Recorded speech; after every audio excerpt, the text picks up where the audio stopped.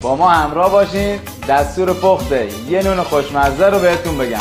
بفرمایید. لیوان آرد 4 قاشق شیر خشک قنادی، 2 قاشق شکر، 1 قاشق نمک، 2 قاشق خمیر مایه، 6 قاشق ماست. مواد خشک رو کمی هم زدیم، آبو کم کم اضافه میکنیم. خمیرمون به این شکل شد، میریم برای اضافه کردن روغن هم کم کم اضافه میکنیم. 45 دقیقه خمیرمون به این شکل در اومد، میایم برای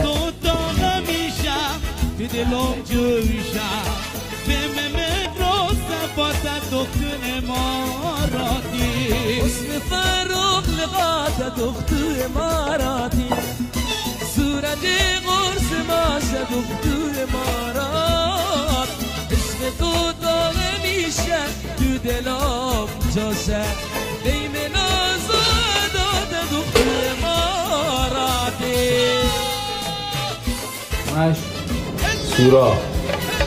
بله.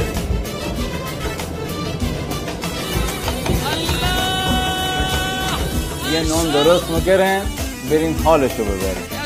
سوراخ رشمو زدن و محیا. ای ماشاءالله.